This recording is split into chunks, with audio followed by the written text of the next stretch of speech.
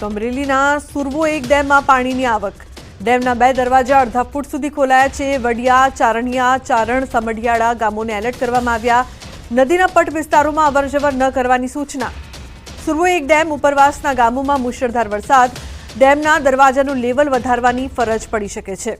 તોરી, રામપુર, અરજણસુખ, સૂર્ય પ્રતાપગઢમાં ધોધમાર વરસાદ વરસી રહ્યો છે, તો નાજાપુર, મોરવાડા, ખાન ખીજડીયામાં પણ મુશળધાર વરસાદ વરસી રહ્યો છે।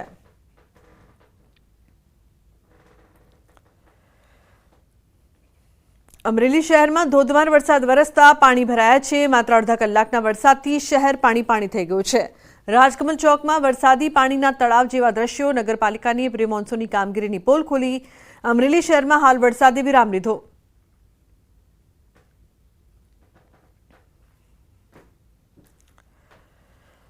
તો અમરેલીના વડિયાના સૂર્ય પ્રતાપગઢ ગામમાં વરસાદ વરસી રહ્યો છે। વડિયાના સૂર્ય પ્રતાપગઢ ગામની નદી બે કાંઠે। મુશળધાર વરસાદને પગલે રાતોડી નદીમાં ઘોડાપૂર। રાતોડી નદીના ચેકડેમો પણ છલકાયા।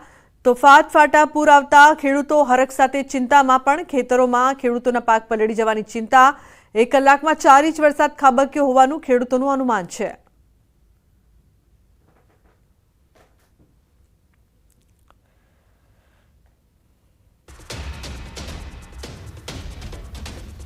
તો રાજકોટમાં ગ્રામ્ય પંથકમાં ધોધમાર વરસાદ। ગોંડલ શહેરમાં મેઘરાજાની ધમાકેદાર બેટિંગ। રસ્તા ઉપર ફરી વળ્યા વરસાદી પાણી। વરસાદના કારણે વાતાવરણમાં ઠંડક પ્રસરી છે।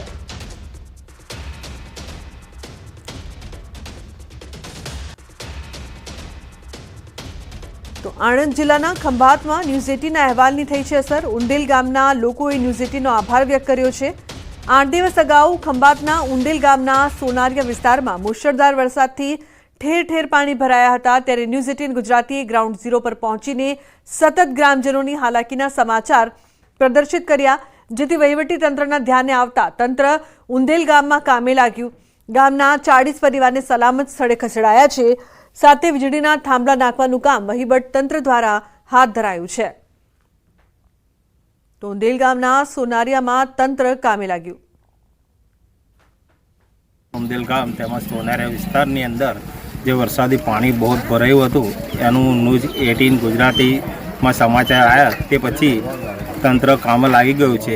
ઇલેક્ટ્રિક થાંભલા ઊભા કરવામાં આવે છે અને 12 રોડ પરથી પાણી ખસેડવાની પ્રક્રિયા ચાલુ છે। તે બદલ ન્યૂઝ 18 ગુજરાતીના સમાચારનો ખૂબ ખૂબ આભાર। ગામ ઉંદેલના સોનારિયા વિસ્તારમાં જે ન્યૂઝ 18 ગુજરાતી ચેનલે સમાચાર પ્રસ્તુત કર્યા તેમાં આજે વહીવટી તંત્ર કામે લાગ્યું છે અને તેમજ તે પાણી કાઢવાની અને સોનારિયા વિસ્તારમાં વીજના થાંભલા ઊભા કરવાની પ્રક્રિયા કામ હાથે ધરી છે। તો સુરતમાં કીમ નદીના પાણીએ તારાજી સર્જી છે। માંગરોળ તાલુકાની ખેતીમાં મોટા પાયે નુકસાન થયું। શેરડી, શાકભાજી, ડાંગર અને કેળાના પાકનો ખાત્મો। મોટા પ્રમાણમાં ઊભા પાકો જમીનદોસ્ત થયા છે। કીમ નદીના ત્રીજી વખતના પૂરે તબાહી સર્જી છે। હજારો હેક્ટરમાં ખેતી પાકને નુકસાન થયું છે। માંગરોળના રણકપોર ગામે ખેડૂતોનો 80% પાક નાશ પામ્યો। કેટલાક ખેડૂતોનો સંપૂર્ણ પાક નષ્ટ થયો હોવાના દ્રશ્યો સામે આવ્યા। તો ખેડૂતો દ્વારા વહેલી તકે સર્વેની કામગીરી કરવાની પણ માંગ કરવામાં આવી છે। શાકભાજીની ખેતી છે તેમાં 100% નુકસાન છે ખેડૂતોને। વીંઘામાં એ પરવળના માંડવા જે દૂધીના કારેલાના માંડવા બનાવવામાં 1 લાખનો ખર્ચો થાય છે। માંડવા રહ્યા જ નથી, માંડવા બધા ખેંચાઈ ગયા છે। આ વખતે 100% રીલ વધુ આવી તે માટે આ વખતે બધું પટી ગયેલું છે। તો સરકારને અમારે એટલી જ અપેક્ષા છે કે અમારી થોડી ઘણી સહાય કરે।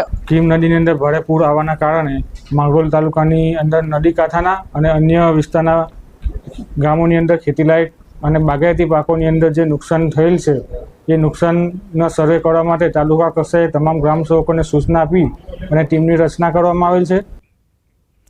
તો ભરૂચની એક એવી કોલેજ કે થોડો વરસાદ પડે તો પણ આપી દે છે રજા।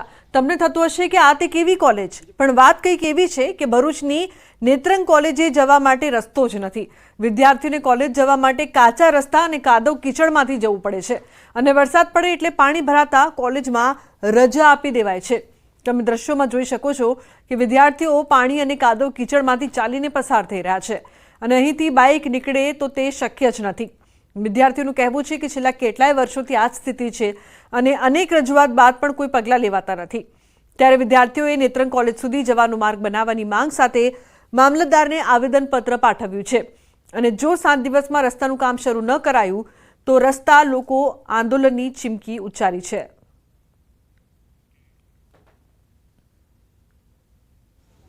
જે રોડ બનવામાં આવ્યું છે ને, આપણે જે રોડ છે જ નહીં એવું સમજો ને, વરસાદ પડે છે ને તે દિવસે અમને કોલેજમાંથી સ્પેશિયલ રજા આપી દેવામાં આવે છે કે આજે વરસાદ બહુ જ છે ને આપણે નાળું ઉભરાઈ ગયું છે ને આપણને કોલેજ ના આવાય. ને જે આપણો જે મેઇન રસ્તો છે ને, જે ગેટ પડે ને આપણો, તો એટલો કાદો છે ને કે એક માણસ ચાલી ના શકે. ચાલી જાય ને તેનો અડધો પગ આખો અંદર જતો રહે છે. ને છેલ્લા 1 વર્ષથી નહીં 25 વર્ષથી રજૂઆત કરીએ છીએ અમે લોકો. એ ગ્રામ પંચાયતમાં કર્યું, તમે કહો તો આપણે મામલતદાર કચેરીમાં, કલેક્ટર સાહેબને, બધાને 25 વર્ષથી અરજી મોકલીએ છીએ. એક બી અરજી અમારી કામ ના થઈ હોય લોકો. તો વડોદરામાં વોર્ડ 12ના ભાજપ કોર્પોરેટર ટ્વિંકલ ત્રિવેદી વિવાદોમાં આવ્યા છે. પૂરગ્રસ્ત વિસ્તારમાં મુલાકાત માટે ગયેલા કોર્પોરેટરને લોકોએ ઘેરાવ કરીને આડે હાથ લીધા. લોકોના રોષને થાળે પાડવાને બદલે ભાજપ કોર્પોરેટર ટ્વિંકલ ત્રિવેદીએ પૂર પીડિતોને કહ્યું કે તમે અહીંયા મકાન શા માટે લીધા. રોષે ભરાયેલા પીડિતોએ પરખાવ્યું. પાલિકાએ જ મકાનની મંજૂરી આપી એટલે મકાન લીધા છે. સમગ્ર ઘટનાનો વિડીયો વાયરલ થઈ રહ્યો છે.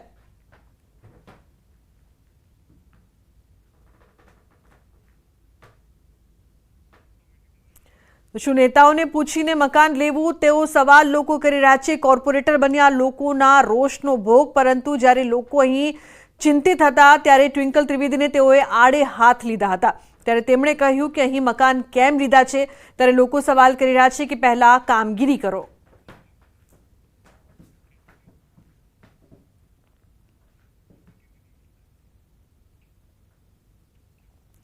તો બુલેટિનમાં હાલ બસ આટલું જ. તમામ મહત્વપૂર્ણ સમાચાર માટે આપ જોતા રહો ન્યૂઝ 18 ગુજરાતી. નમસ્કાર.